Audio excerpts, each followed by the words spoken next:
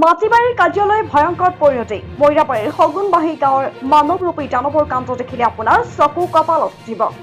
নষ্ট কৰিলে 11 বিঘা ধান খেতি, নষ্ট কৰিলে 2 বিঘা পুখুৰীৰ মাছ। বিষাক্ত ৰাসায়নিক দ্ৰব্য ব্যৱহাৰ কৰি 11 বিঘা ধান খেতি নষ্ট কৰিলে আৰু 2 বিঘা পুখুৰীত বিষ প্ৰয়োগ কৰি লাখ টকাৰ মাছ নিধন কৰিলে।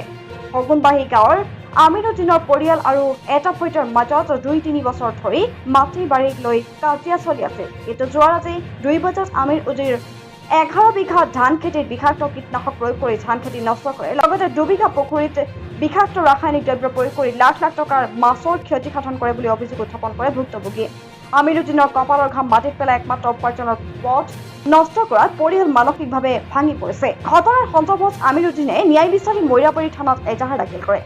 ৰাতি বিষাক্ত কীটনাশক দ্ৰব্য প্ৰয়োগ কৰাৰ সময়তেই প্ৰত্যক্ষ কৰা ব্যক্তিসকলৰ নাম এজাহাৰত উল্লেখ কৰে।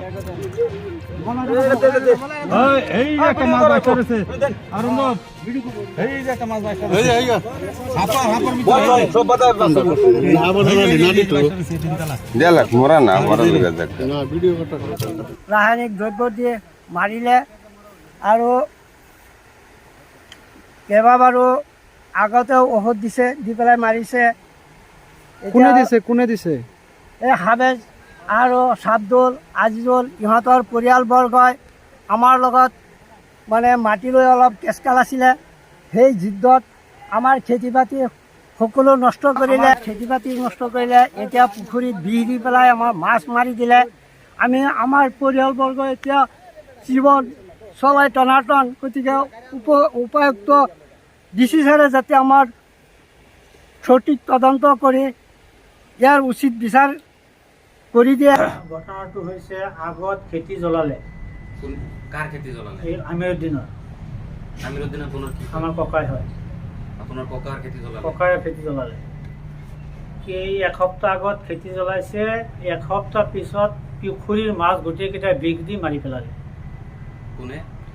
এইটো আজিজুল, এই হাফিজ, চাবদুল, এই কি কয়, সিহঁতৰ পৰিয়াল মানুহ গৈছে, গৈ পেলাই এনেকুৱা এই ৰাতি 2টা বজাত গৈছে মানুহকেইটা। পিছত আমি এই 4টা বজাত উঠিছোঁ, উঠি পেলাই চাইছোঁ মাছকেইটা মৰি আছে।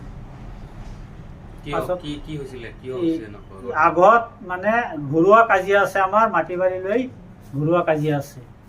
সেইকাৰণে আমাৰতো এইটো আমি ঘৰুৱা কাজিয়া কৰি আছোঁ, আমাৰতো সেইবিলাকৰ কোনো হেৰি নাই। আমাৰ খেতি মাৰি আছে, মাছ মাৰি আছে, আৰু 2বাৰ খেতি জ্বলালে। 26 চাৰ থাকোঁতে 2বাৰ খেতি জ্বলালে। এইটো একশ্যন লোৱা নাই।